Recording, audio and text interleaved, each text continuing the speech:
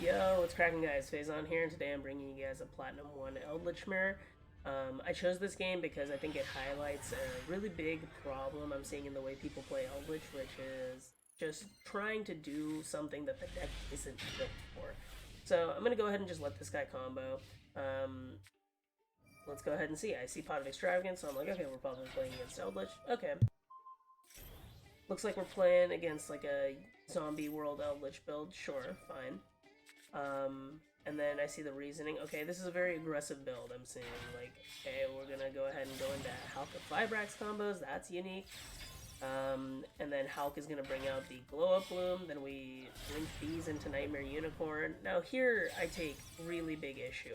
I was kind of on board so far, but at this point we have gone through 7 cards just to get into a Nightmare Unicorn, and the Glow Up Bloom is going to summon a Doom King Baylor, but he is spinning back the Nightmare Unicorn so that he has access to it later, presumably.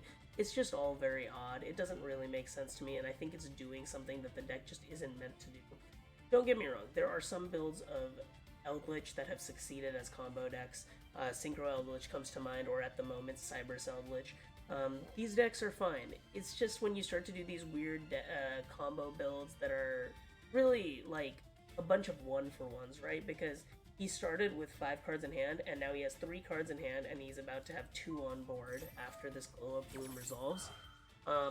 And though Doom King Baylor is a fantastic boss monster for zombies, he's just not strong enough where you want to end on Doom King only, right? And yeah, he's gonna get punished super hard here because now he has 7 cards in grave and a Doom King Baylor drop. And to be fair to him, Zombie Eldlich struggles against traditional Eldlich in a lot of these builds just because I don't care about Zombie World, and especially as I draw this IO, he's going to get punished even harder because I don't care about grass, and the Zombie World is now negated. We're gonna go ahead and try to pop the Doom King here with Conch Sanguine. And he's going to go ahead and just chain his Ash Blossom here. We're still going to block the attack, and because of the pacing of the game, I feel very confident that we'll be able to blow him out from here. He's going to go ahead and chain his Necroworld Banshee to exchange his Zombie World. At this point, he knows he's lost. I know he's lost. He's tilted and just pressing all the buttons.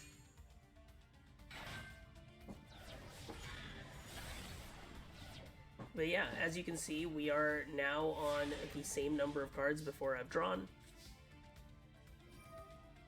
Except one of his cards is dead, and I realistically have all the advantage because my Eldlich traps can cycle, whereas he has not seen his Eldlich cards yet.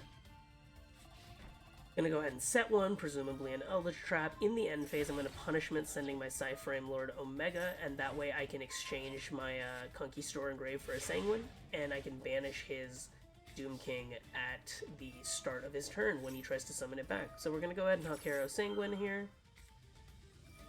And he's going to activate his own Sanguine to bring out a Lord, which is totally fine by me. I have my Ice Dragon's Prison. I am well within to cycling my Eldlich traps, whereas he's only just starting now.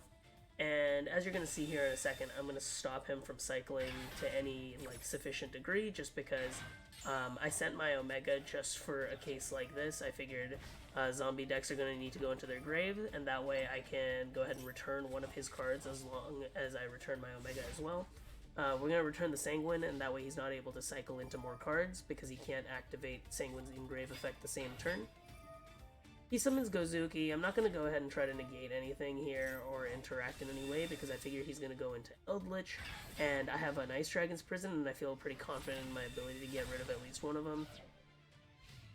And then we're going to go ahead and cycle into another Conch here and draw for turn.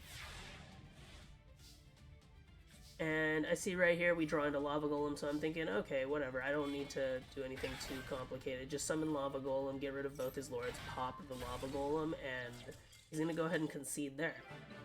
But yeah, had he not conceded, I was actually just gonna wait until he summoned back one of his lords and then use Ice Dragon's Prison to banish the other lord as well as the lord he just summoned. But I think he knew for a while now that the game was over the moment I activated Imperial Order, and I was just cycling well into my Eldlich traps earlier than he was. But yeah, I think that one thing that a lot of people might criticize about my playstyle is it's very slow. Because I'm just way too conservative with my use of blowout cards. I would rather wait until the last possible second because I think that I'm much less likely to get punished there, especially if I understand my opponent's deck, rather than using cards like Torrential and Dogmatica Punishment like just super like early in the turn because most competent decks have multiple lines of play. If you pop their normal summon, they might have follow up. So I would rather wait until I kind of have an idea of what their hand might look like, or I can at least make an educated guess based on what they've done so far, what the rest of their hand might look like. But I think Eldlich is best played in this style because unlike other decks, especially combo decks like Drytron and like let's say Virtual World, tri-brigade, Dragon Link, which as they play they get to add cards from their decks to their hands as well as from their grave to their hands. That gives them follow up and interaction on my turn. Eldritch just doesn't do that. What Eldritch does is its traps go to the grave, and then one turn later you get to cycle them into new traps. So rather than trying to keep up with the pacing of the decks that are comboing like crazy, what I think is the best way to proceed is to slow them down so they're playing on your terms. If we're in these slow, simplified game states where you're only activating one or two card effects per turn, Eldritch thrives, and that's how I think I'm able to beat all these like combo players because they're going off using half their decks, and then I blow them out once, and I just keep the game pacing slow, and if you've got three cards left in your extra deck, you're just not going to be able to deal with all the trap cards I have. But yeah, let me know what you guys think. Let me know how you guys are liking the deck. If you guys have any interesting builds, make sure you leave a like, comment, and subscribe because it helps me grow. It helps with the algorithm. And as always, let me know if you guys think I can be doing anything better.